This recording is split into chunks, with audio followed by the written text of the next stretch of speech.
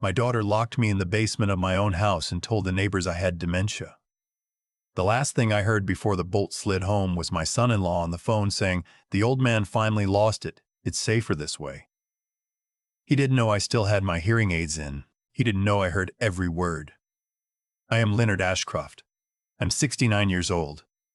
For 31 years, I worked as a forensic accountant for the federal government, which means I spent my entire career finding things people tried very hard to hide. Numbers don't lie. People do. I know the difference. I thought that skill would protect me. I thought it would make me immune to the kind of blind trust that gets old men cleaned out by the people they love. I was wrong.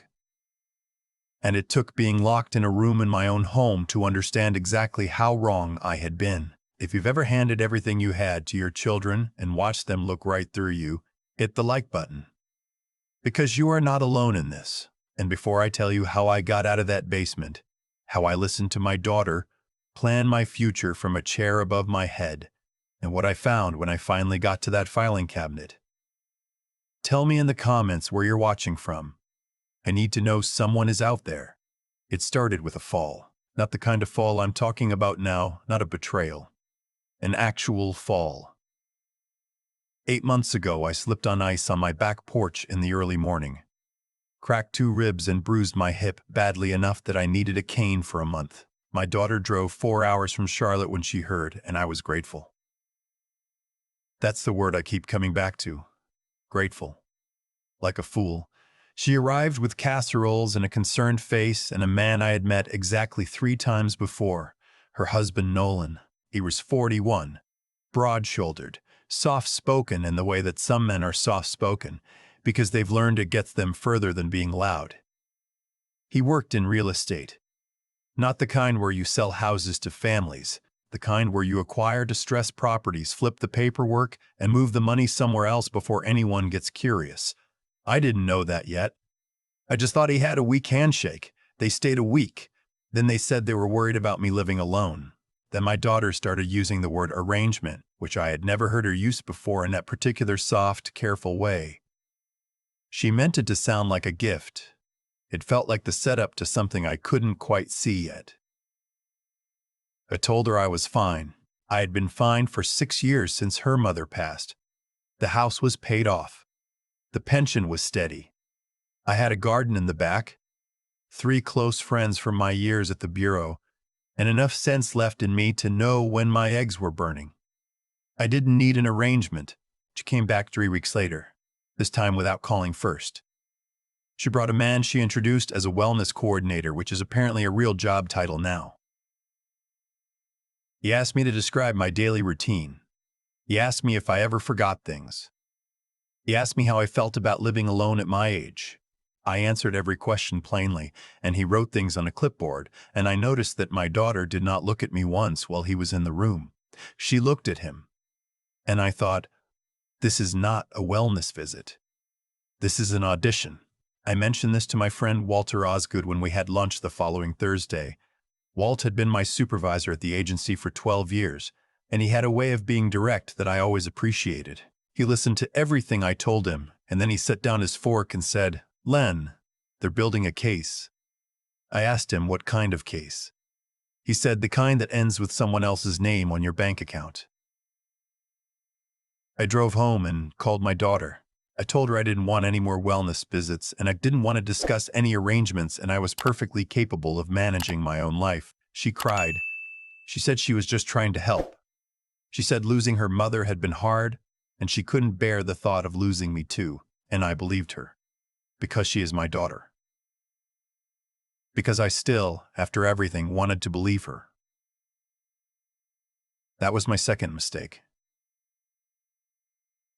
The first was not asking who had paid for that wellness visit. 4 months after the fall, my daughter called and said she had a proposal. She and Nolan wanted to move in with me for a while. Just temporarily, she said. Just to help out and save some money while they looked for something closer to her new job in Raleigh. She said they would handle the utilities and some of the grocery bills. She said it would be nice to have company in the house. I have a big house.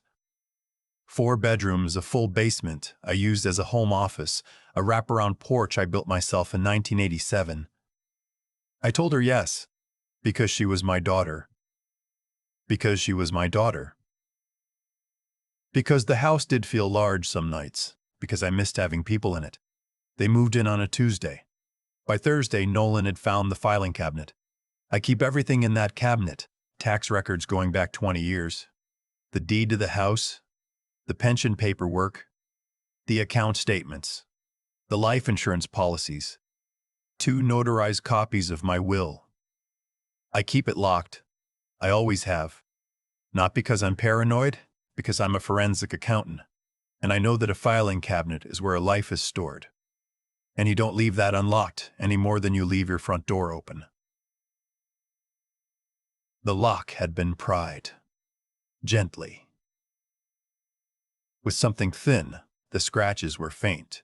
But they were there, and I saw them the morning after they arrived because I am the kind of man who looks. I didn't say anything. I relocked it and I waited. By the second week, small things began to change. Nolan suggested I might be more comfortable sleeping on the first floor since the stairs were a hazard for someone my age. My daughter started answering my phone when it rang, saying I was resting. A doctor I had never seen before showed up at the house. Referred apparently by the wellness coordinator, who apparently had stayed in contact with my daughter without mentioning it to me. This doctor sat across from me in my own kitchen and asked me to count backward from 100 by sevens. I did it without error. He still wrote something down. I called Walt again. I told him what was happening. He didn't say anything for a moment, and then he said, "Len, do you have a way to watch what's going on in that house when you're not in the room?" I told him I had a security system I had installed in 2019. Motion-activated cameras in the main rooms connected to an app on my phone. I had forgotten about them, honestly. My daughter didn't know they existed. The camera in the kitchen was embedded in the smoke detector above the refrigerator. The one in the living room was inside a decorative clock on the mantel. I had installed them after a break-in at my neighbor's house 3 years ago and then never thought about them again. I opened the app that night in my bedroom with the door closed. I set it to playback from 2 days before. The footage was grainy, the way old security footage always is. But it was enough. I watched Nolan sit down at my kitchen table with a man I had never seen. Thick through the shoulders, a flat affect, the kind of face that looks like it has processed a lot of difficult conversations and felt nothing during any of them. They had coffee. My coffee, in my cups, at my table. Nolan slid a folder across the table and the other man opened it and they talked for 20 minutes in voices, too low for the audio to pick up clearly. But twice I saw Nolan tap the folder and the other man nod slowly, the way a person nods when the numbers look right. At the end, Nolan gathered the folder and shook the man's hand and walked him out through the garage. I lay in my bed that night with my phone on my chest and the screen dark, and I thought about every document in that filing cabinet. I thought about what a forensic accountant knows that other people don't. I thought about the scratches on the lock. I thought about my daughter crying on the phone and telling me she just didn't want to lose me too. I thought about my wife. She had been gone 6 years, but she was very present in that room that night. She used to say that I was too slow to distrust people because I spent my whole career trusting numbers instead. Numbers, she said, don't have a mother. I understood what she meant now in a way I hadn't when she was alive. The next morning I went to breakfast with Walt. I didn't take my usual route. I told no one I was going. I left the house on foot, walked 3 blocks and called a cab. Old habit. You don't announce exits when the room is compromised. Over eggs, I told Walt everything. He listened the way he always listened, which was to let me finish before he said a single word. Then he said, "What do you know about your son-in-law's business?" I knew the name of the company. I knew the general description. I didn't know much else. Walt told me to give him 48 hours. He called me back in 30. What he found was not surprising exactly. It was the shape of a thing I had already suspected but hadn't yet seen clearly. Nolan's real estate company was 3 years old and had closed on 11 properties in that time, all distressed, all acquired below market, all sold to a single LLC with a registered address in Delaware that traced back, eventually, to a holding company that had two names on its incorporation documents. One was a name I didn't recognize. The other was Nolan's.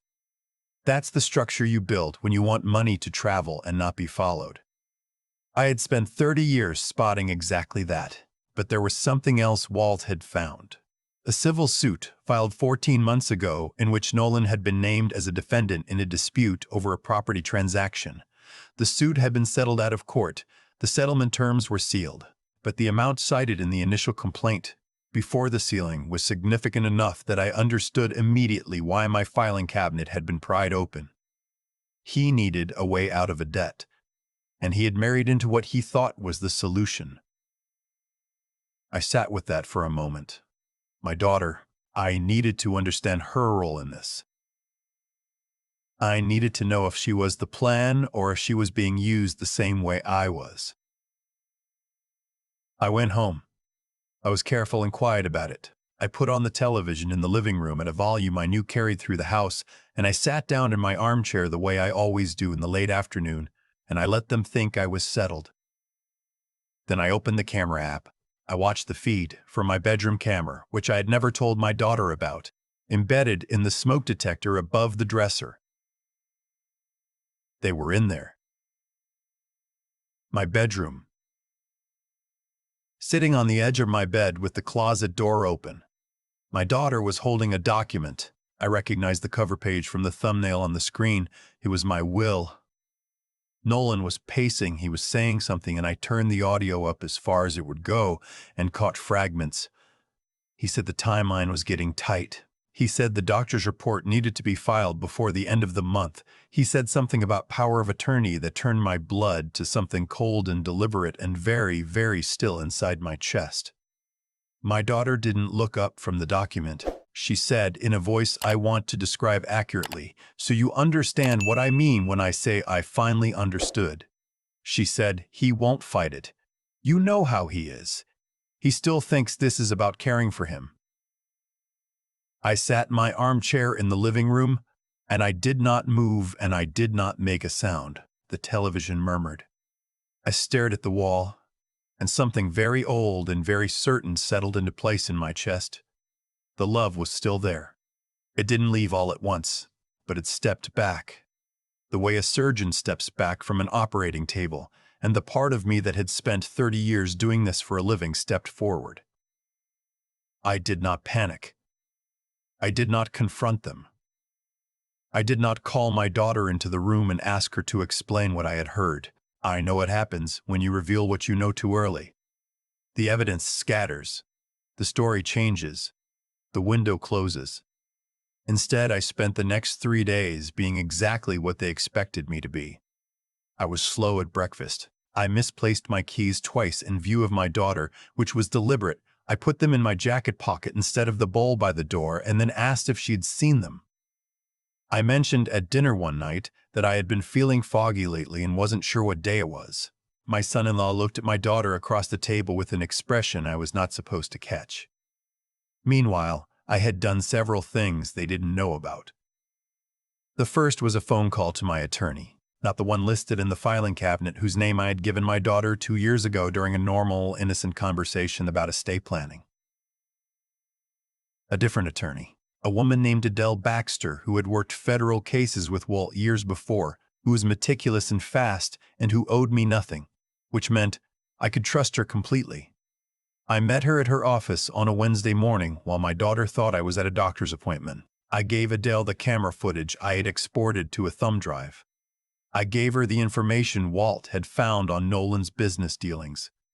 I told her about the filing cabinet and the wellness visits and the doctor who had asked me to count backward from 100.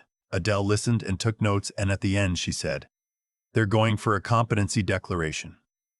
If they get a doctor to certify diminished capacity, they can petition for guardianship. Once they have guardianship, they control the assets." She paused. "They're not amateurs, Len." I told her I wasn't either. The second thing I did was go back to that filing cabinet, not to protect it, to use it. I pulled the deed to the house and the primary account statements and the pension documents, and I took them to Walt's house in a leather satchel I had owned since 1991. Walt locked them in his own safe. Then I replaced the originals in my cabinet with documents that looked identical from the outside but were missing key information, account numbers, authorization codes, the notarized signatures that make a will legally binding. It would take someone with legal training longer than a quick glance to notice. It would take Nolan considerably longer than that. The third thing I did was call my grandson, my daughter's son from her first marriage, a boy of 17 named Jonah, who lived with his father in Tennessee and who I had taken fishing every summer since he was 4 years old. Jonah was quiet and serious and had his mother's eyes and none of her recent choices. I told him I might need him to come visit in a few weeks. I told him not to mention it to his mother. He said, "Grandpa, are you okay?" I told him I was fine. I told him I would explain everything when he got here. He said, "I'll come whenever you need me." That was the first time in 3 months I felt something other than cold inside my chest. The thing about being locked in a basement is that it gives you time to think. And I want to explain how that happened, because it matters. 11 days after I'd had the conversation with Adele, I came home from an errand I had genuinely forgotten to mention. Just a trip to the hardware store, nothing strategic, just a man buying weather stripping for his back door. And my daughter was waiting in the kitchen with the flat-faced man I had seen on the security footage. He was introduced to me as a care specialist from an assisted living facility 40 minutes north of town. He had brochures. My daughter had printed a folder. I sat down. I listened. I kept my face pleasant and a little vague, the way I had been practicing for 11 days. The care specialist talked about amenities and community activities and the peace of mind that comes with professional support. My daughter talked about her worry for me and her love for me and the strain that long-distance caregiving placed on a family.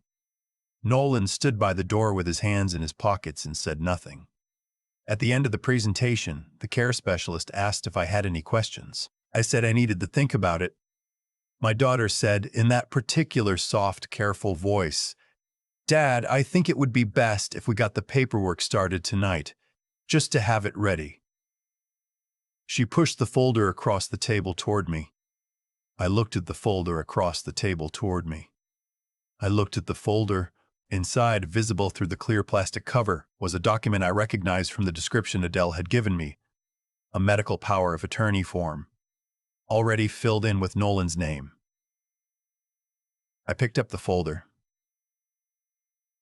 I held it for a moment. I said I was going downstairs to get my reading glasses. My daughter said she would get them. I said no, I needed to stretch my legs. I stood up slowly, the way I had been standing up slowly for 11 days, and I walked down the basement stairs to my old home office. I sat in my desk chair.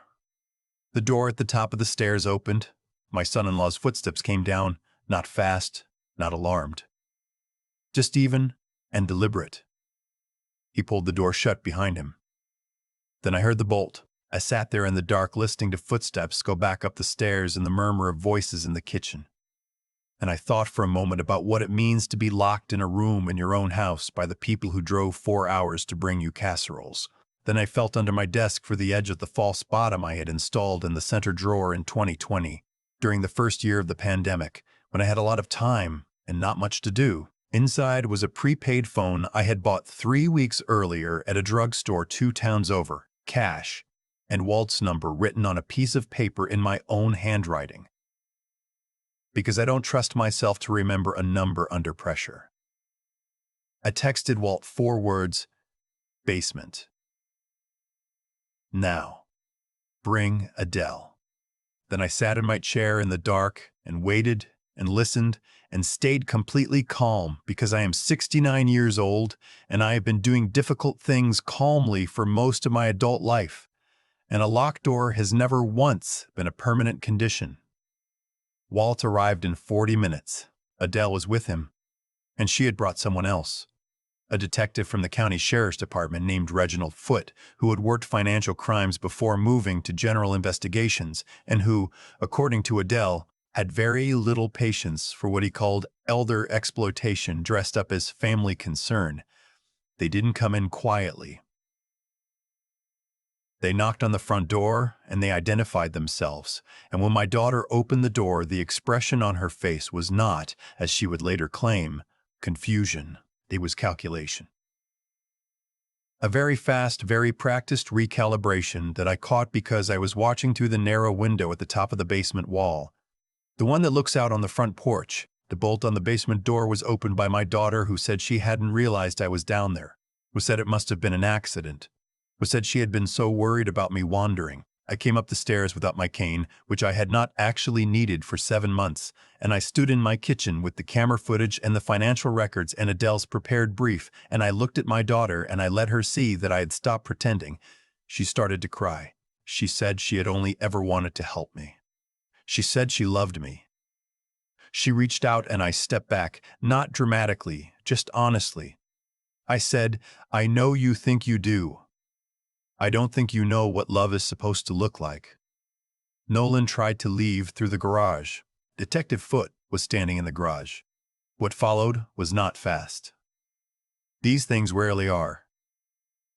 There was paperwork and interviews and a series of very careful conversations in offices that smelled of recycled air and old coffee.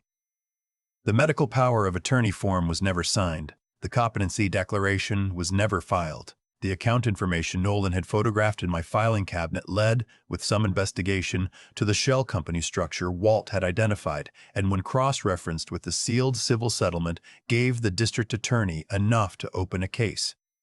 My daughter was not charged. She knew more than she claimed, and less than Nolan had told her, which put her in a position that the law describes with more precision than I can. She was not innocent. She was not the architect. I have not resolved what she is to me yet. I suspect I won't for some time. What I did resolve was the house. I did not sell it. I did not move into a facility. I had the locks rekeyed the week after my daughter moved out, and I planted new tomatoes in the garden. And I had Walt over for dinner on a Saturday night, and we talked about the cases we had worked and the mistakes we had each made in our lives. And he asked me if I was all right, and I told him the truth, which was that I was still deciding what all right meant for me now. Jonah came to visit in July. He was taller than I remembered. He sat on the back porch with me and ate the tomatoes right off the vine, the way he had done every summer since he was a child. And he didn't ask me to explain everything the way I had promised. He just sat with me. After a while he said, "Grandpa, I'm glad you're still here." I told him I wasn't going anywhere. He said, "Good, I like this porch." I told him it would be his one day if he wanted it. He said he wanted it. I keep the filing cabinet locked still. Not because I distrust Jonah, because I am a forensic accountant and I have spent my life knowing that the things worth protecting are worth protecting carefully, and that the people worth trusting are the ones who have never once made you feel like a problem to be solved. Blood doesn't make a family. I know that now the way I know how to read a balance sheet. You look at the underlying structure. You look at where the money actually flows. You look at what's being hidden and from whom. The numbers tell you the truth even when the people won't. The truth, in my case, was this. The man who locked me in a basement misjudged one fundamental thing. He thought he was dealing with a confused old man. He was dealing with someone who had spent 30 years finding exactly what people tried to make disappear. He should have done his homework. If you're going to take a forensic accountant's house, you would better make sure the forensic accountant is actually gone. I wasn't gone. I was just waiting for the right moment to come upstairs.